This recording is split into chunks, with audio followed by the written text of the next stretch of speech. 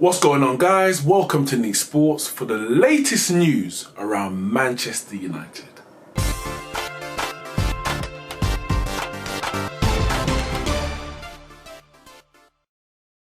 Now, the transfer window is closing very, very soon. We've got, 3 weeks max? Less than 3 weeks until that deadline day slams shut, 8th of August. Premier League season starts 11th of August. Manchester United, this summer, have been sleeping. We've been sleeping. We made 2 signings in let's say 2 months. Officially, the window opens June the 1st. Unofficially, it opens once your season's over. Our season finished beginning of May when the Premier League season finished. And we should have been working on deals from then, knowing that we had the manager in place from March, April. In all honesty, we should have been working on deals from then.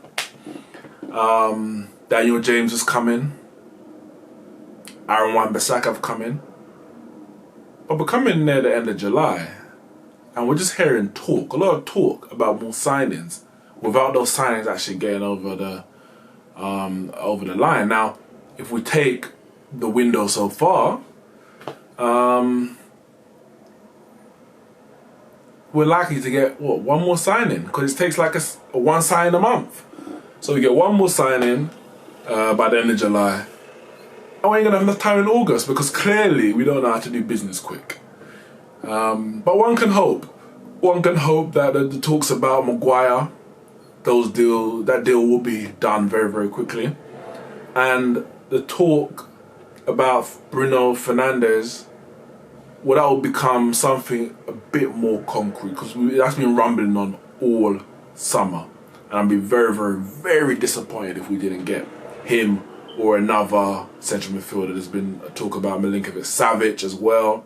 There was talk about him last summer as well.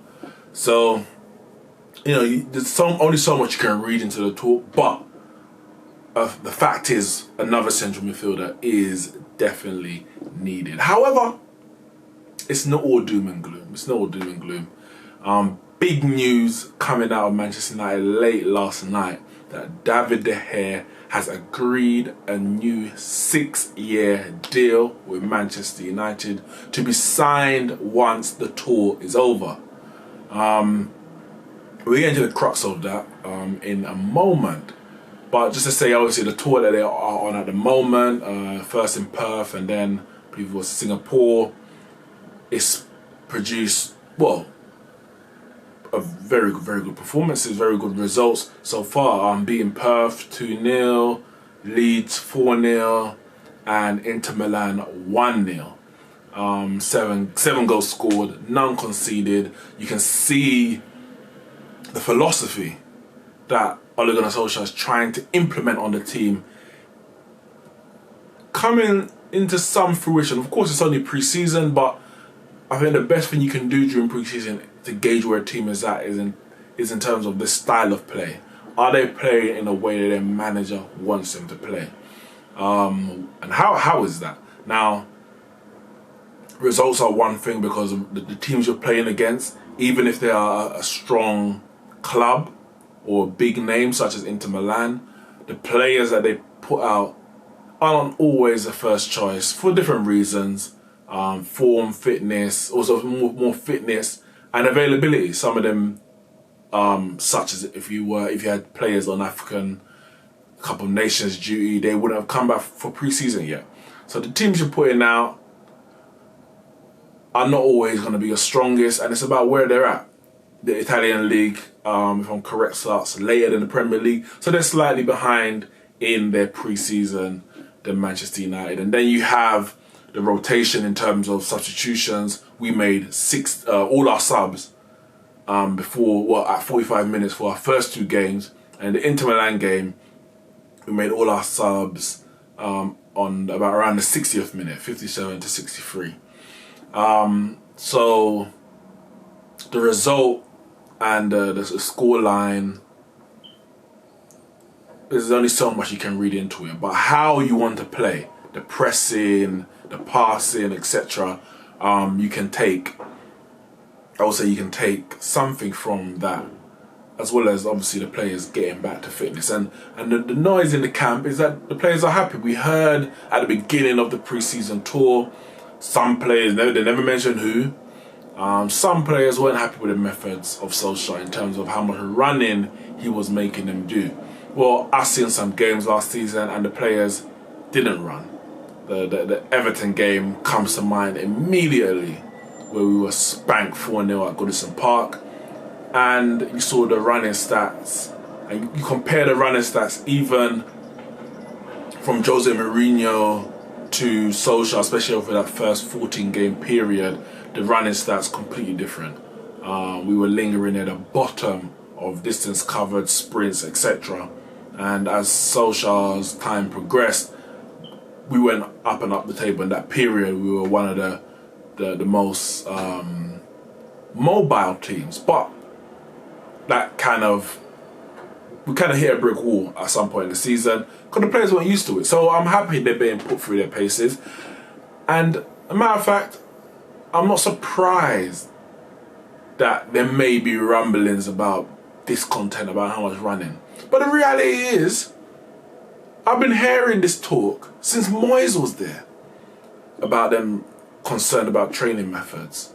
And you got a new manager concerned about training methods. And you got a new manager concerned about... No, there's a time that you look at yourself, look in the mirror and say, am I good enough for this club? Am I good enough for the expectations and the goals and targets where this club needs to reach? And those people that are discontented about how much running, etc., maybe they need to be shipped out. But we don't know who they are and even how true some of those talk is. We know how important it is to keep Manchester United's name in the news for the media because it gets the clicks.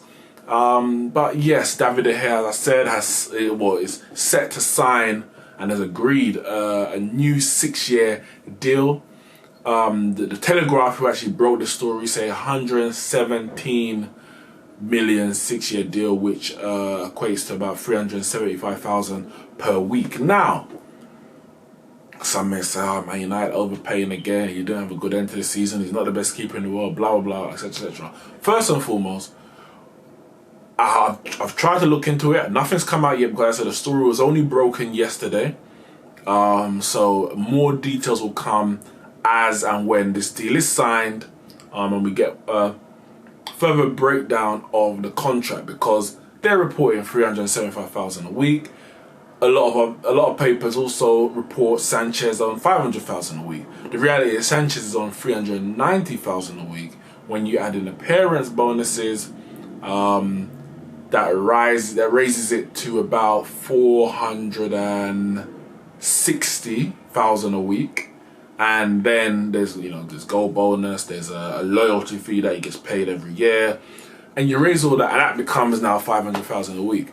So looking at it, I'm a bit tentative to say it's 375,000 a week, because if £117 million 6-year deal, does that include appearance fee? Does it include clean sheet bonus? Does it include top 4 Champions League, etc., etc.? Have they merged it all together, which they love to do because it makes the figure that much more sensational?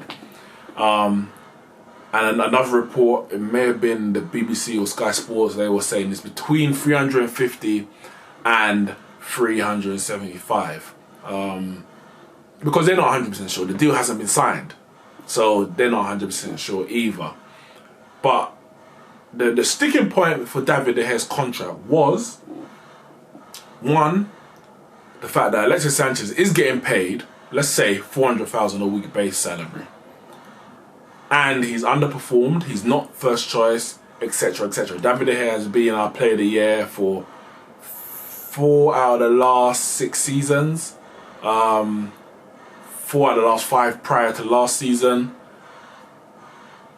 Without a doubt, one of the best keepers in the world, and he felt he should be paid accordingly. Now, certain contracts have been signed. We know Marcus Rashford, who's earning just under base salary 200,000 a week, rising if he performs and scores goals, etc., to 300,000 a week. He says he needs a deal that acknowledges him as a senior and important player in the squad. And I think that's fair.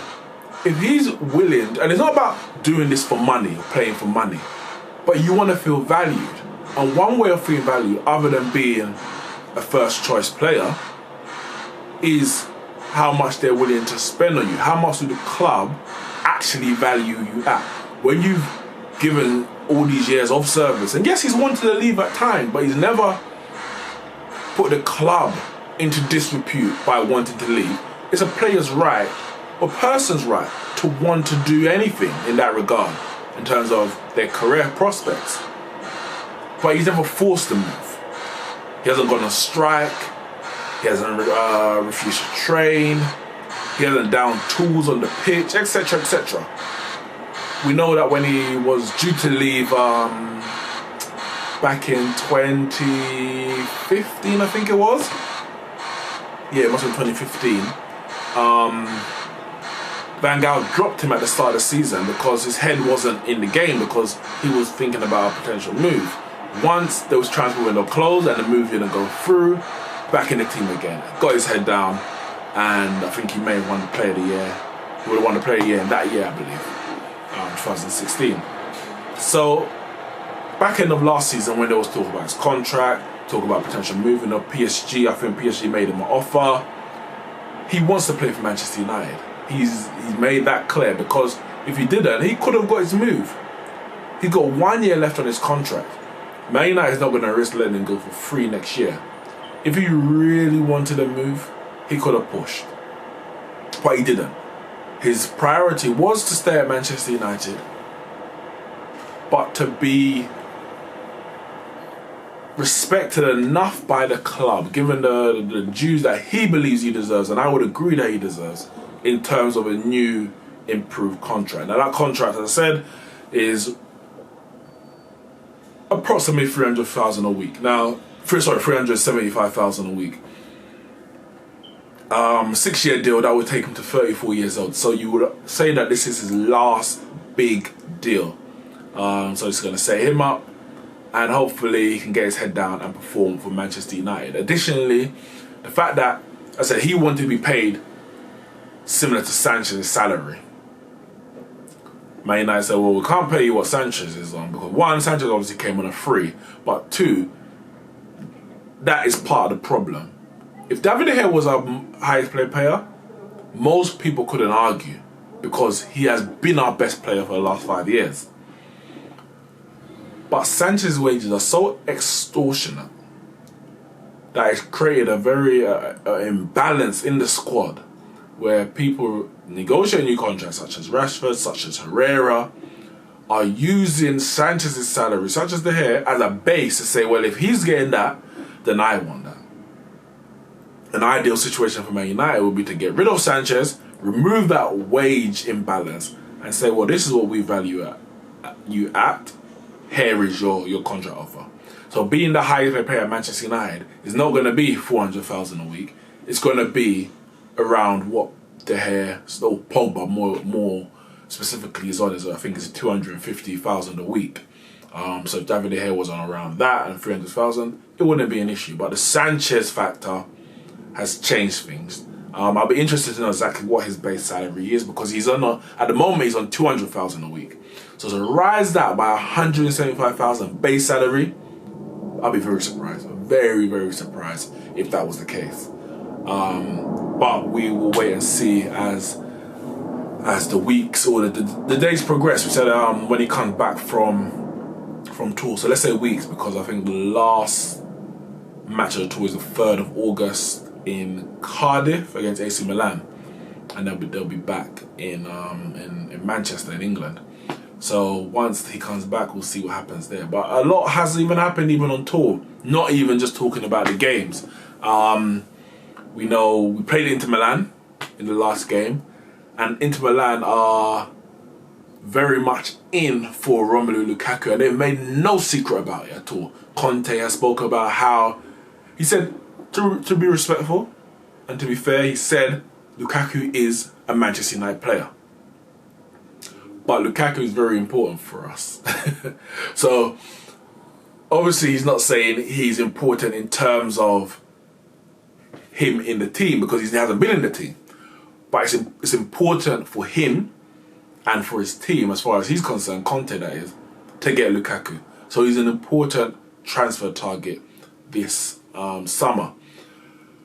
But then you have to question, how important? Because they're farsing around.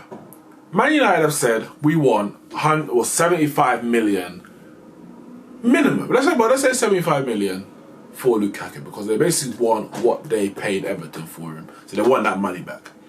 And I would argue that he's worth that, because the way that transfer fees are now, 75 million, you could even argue 75 million now is not worth the same 75 million we spent on Lukaku a couple of seasons ago.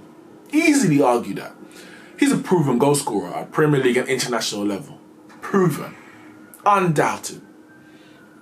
I believe anywhere he goes, he will score goals. Even at Manchester United, even at the worst of times, he was still scoring goals. He was our top scorer in I think last season, even in all competitions. Definitely our top scorer forward. But in the season prior, he was far and away our top goal scorer. But it's in terms of the style that Solskjaer wants to play, Lukaku doesn't fit. And that's just a reality of football. We've seen what's happened with Gareth Bale and Zinedine Zidane. That might be on a more personal level, more than just tactical. But when managers come in, they don't. Everyone, things change. Things change. What's good for the for one person, one manager, isn't always good for another. So as a result, Solskjaer is willing to let Lukaku go. He's not forcing Lukaku out. He is actually more than happy to keep Lukaku if Lukaku is willing to stay. But Lukaku wants to be first choice, and Solskjaer can't guarantee him that, because the way he wants to play, he wants a more mobile forward as his first choice striker. So that would be obviously Marcus Rashford, Anthony Martial, and I would say even Alexis Sanchez, all ahead of Lukaku in the pecking order. And he would argue that no, I should be first choice. And his record tells you should be first choice. So go somewhere where you'll be first choice. So I think this deal will happen. Inter Milan want him. Lukaku wants to go. As a matter of fact, last season he spoke about his desire to play in Serie A at some point in his career. And Man United are willing to let him go. But it has to be for the right price. Too many times we've had our pants pulled down on player purchases and player sales. We sold a lot of players, especially under I think it was the Van Gaal era, that I would say was underpriced. Even the likes of Welbeck, not a very good player, but 16 million. For an English player, you would think that we can get more for that. But we've let a number of players go for very, very cheap transfer fee. So, especially with how Inter dealt with us with the Perisic saga, and it was a 5 million sticking difference that they refused to budge on, why we didn't sign him. Now they're coming in with foolish offers. We said 75 million for Romelu Lukaku. The first bid, it was 9 million pounds upfront loan fee for a 2-year loan, 27 million to be paid next year, and another 27 million to be paid the year after. That is, by my calculations, 63 million pounds.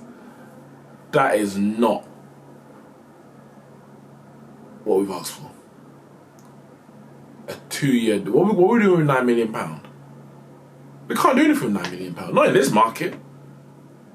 Not in many markets.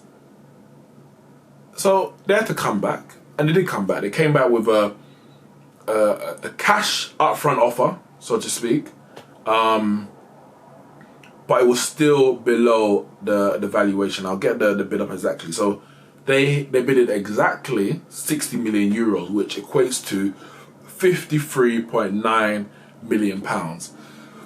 So the overall transfer is lower than the previous loan offer they gave, but it's money up front. But it's been rejected, and rightly so, because he's worth more than that. People may want to laugh, but he's worth more than that. And Inter Milan, no, he's worth more than that.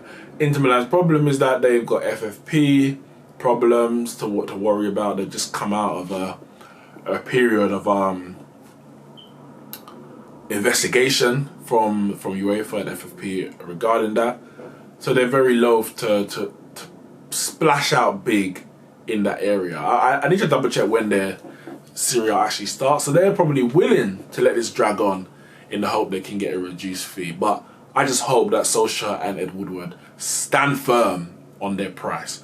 Now, I would suggest another, 16 million would see Lukaku go. That would be a 70 million up front, 5 million loss you make on him.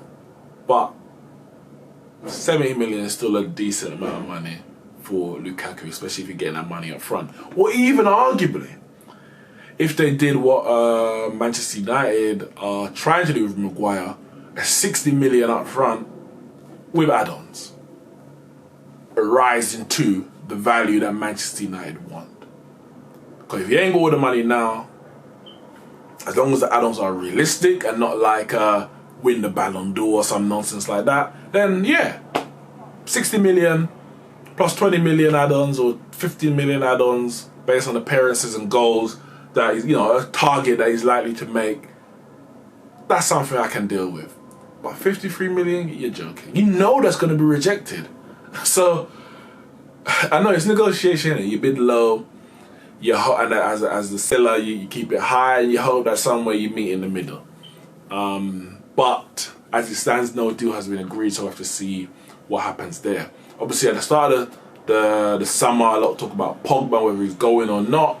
Real Madrid being a key or a likely destination for when he does leave Manchester United. We know he wants to play there and play for Zidane, and we also know that Zidane wants him. But money's an issue for Real Madrid. They spent a lot this summer already, and they are trying to get rid of Gareth Bale. There's been news about that as well, because Gareth Bale, Zidane has come out and said he hasn't been included in the squad on their pre-season because he is set to join an unnamed club. He hasn't named the club, but he's set to join, I think he said within 48 hours. Now the talk is whether it's Bayern Munich or China, because the wages he's on, you would think if he's going anywhere and keeping those wages, only China could afford him. But we also know that Bayern Munich are looking for wingers. Ribery and Robben have retired, left the club. They tried early in the summer to go for Sane. That looks likely to be dead because they're not willing to pay what Man City want for him, which is near £100 million. We know they've been going for Callum Hudson-Odoi since January, and they're still in for him, and he's yet to sign a contract with Chelsea, even though Lampard has spoken about his desire to keep him. But they need wingers. So Gareth Bale seems like a perfect player in the sense that, providing he stays fit, he's a world-class player, meets the profile and matches the profile and the pedigree. Whilst not maybe the legendary status, but quality of player that Robben and Ribery, the gap they are leaving at Bayern Munich. It'll be interesting to see the wages and the transfer fee if he does make that move. We know German clubs aren't renowned for splashing big on foreign players, or any players for that matter. Whether it's some transfer fee and wages. Gareth Bale may need to take a pay cut. Yeah, he's on 600,000 a week, but he's set already. And whatever he earns, whether he cuts it in half and it's 300,000, maybe even Real Madrid might subsidise some of it, I don't know. It's a lot of money. You're still going to be nice. And at your age, you just turned 30, probably going to be your last big contract. You don't want to waste away in China or UAE or something like that. Play at the highest level. You've won Champions League, win some more. experience a different league, a different culture. Now, of course, there's always going to be talk about him coming back to the Premier League, talk about him going back to Spurs, but there's no way they'll be able to afford those wages. Talk about him coming to Manchester United. We know Man United have been in for a winger, looking at a winger this summer, especially early. There was definitely interest in Jadon Sancho and Nicolas Pepe, and of course Gareth Bale. I personally wouldn't take him because of his injury record and his age and the wages that he requires. It could well turn out to be another Sanchez scenario. But Real Madrid ain't going to also give him to us for free. I'm sure they're going to want a price for him. If they were to then get rid of Gareth Bale and those wages, the talk for Pogba will renew. Because the money's going to be there. The salary space is going to be there. The desire from both parties is already there in place for him to make that move. 150 million. That is the price on Pogba's head. If Real Madrid don't meet it, I don't want to hear anything. Because the reality is, if we lose Pogba, we need at least 2 central midfielders to replace him. As things stand, I ain't even confident getting one. I hope we get Bruno Fernandes. But if we're getting Bruno Fernandes to replace Pogba, we're in for a real shitty season. If we're getting Bruno Fernandes to play with Pogba, that's a different matter. Guys, that's it from me with your Manchester United news. Make sure you hit the like and subscribe button.